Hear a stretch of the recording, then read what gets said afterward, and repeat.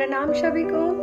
मैं मुक्ति झा आज आप लोगों के सामने एक मिथिला पेंटिंग बनाने का जो निब होल्डर है उसका मैं बता रही हूँ। ये है एक निब, ठीक है, ये निब है और ये होल्डर है, ठीक है। इसमें देखिएगा इस साइड एक निब के लिए जगह बना हुआ है जहाँ पे इसको इस तरह से डाल देते हैं और ये अपना पेन तैयार हो गया निब होल्डर वाला, जिससे अब पेंटिंग करेंगे हम लोग। तो इसके लिए हम लोग लेते हैं और सबको भी ये एक्रेलिक कलर लेते हैं, फैब्रिक कलर लेते हैं, दोनों से आसानी से बना सकते हैं। और कलर की जो कंसिस्टेंसी होती है वो कुछ इस तरह से होती है, जो आप डिप करेंगे तो आराम से कलर लगेगा भी, ज़्यादा ना गाढ़ा ना ज़्यादा पतला।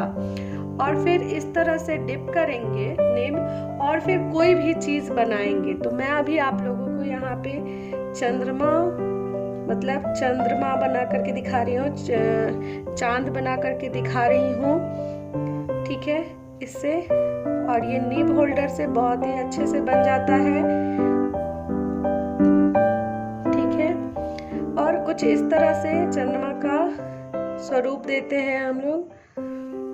अलग अलग कलाकार द्वारा अलग अलग डिज़ाइन बनाई जाती है, ऐसा कुछ नहीं होता जो ऐसे ही सिर्फ बन सकता है। इसमें जितना डिज़ाइन क्रिएट करेंगे उतना बनता जाता है, ठीक है।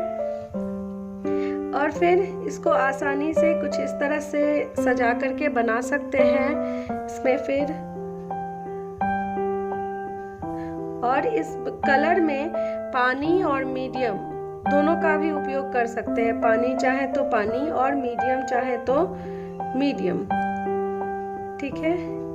ये इस तरह से मिथिला पेंटिंग में एक चीज़ की खासियत जो है वो बहुत अपने आप में ही एक अलग पहचान देती है कला को, जो इसमें आंखें बड़ी होती हैं और उसका अपने कलाकारों द्वारा अलग अलग स्वरूप देना उनका अपना एक पहचान होता है, ठीक है। इस तरह से आंखें बड़ी बनाते हैं और कोई भी स्वरूप किसी भी तरह से एक दूसरे से हर कलाकार द्वारा अपना एक अलग ही उसका स्वरूप देते हैं उसके साथ, ठीक है। और इस तरह से हम चंद्रमा को सजाते हैं अलग अलग चीज़ों से। इसको सजाने के लिए भी अलग अलग डिज़ाइंस का प्रयोग कर सकते हैं, ठीक है। ये एक छोटा सा मैं बस बनाने का एक तरीका छोटा सा बताई हूँ, ठीक है। फिर इसका एक पहचान जो डबल लाइन है, डबल लाइन होगा और डबल लाइन के जरिए कलर को भरना और लाइन जिसको कचनी कहते हैं और भरनी जिस कलर भरने को भरनी कहते हैं।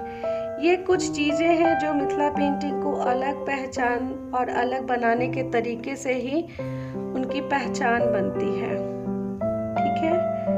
और उसको पहचानना मिथिला पेंटिंग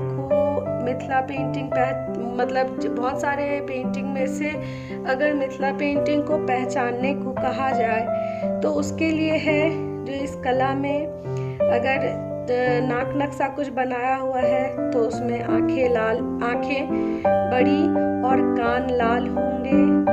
और जब दूसरे चीज़ों जैसे पेड़ पौधों से रिलेटेड या प्रकृति से जुड़ा हुआ अगर कुछ रहेगा तो उसमें एक डबल लाइन का गैप और इस तरह के लाइनिंग्स जो है उसको ही सजाने के तरीके में प्रयोग किया जाता है। और साथ ही जब एक डिज़ाइन के बगल में जैसे ये डबल कचनी की है, उसके बगल में अगर कोई कचनी करेंगे तो वो एक डिफरेंट तरह का करेंगे। और अगर एक जैसा करना होगा तो उसके बीच में इस डबल लाइन का गैप रखेंगे, ठीक है। जैसे अभी मैंने किया एक क्रॉस कचनी की और फिर एक सिंगल कचनी की, फिर अभी इसको एक क्रॉस कचनी कर रही हूँ, ठीक है। उसी तरह से इसको सजाते जाएंगे। उसी तरह कलर भरते समय भी ये ध्यान देना होता है, जो एक कलर के बाद दूसरा कलर देने से पहले एक पतली लाइन का गैप जरूरी होता है।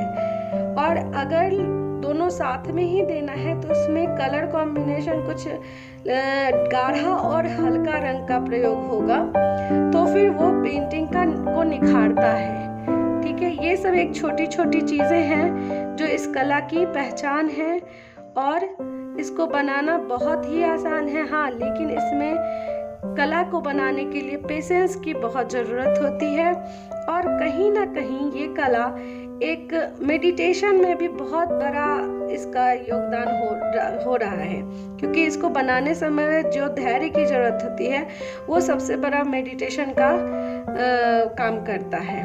ठीक है, आप लोगों को ये वीडियो कैसा लगा ज़रूर बताएं। धन्यवाद।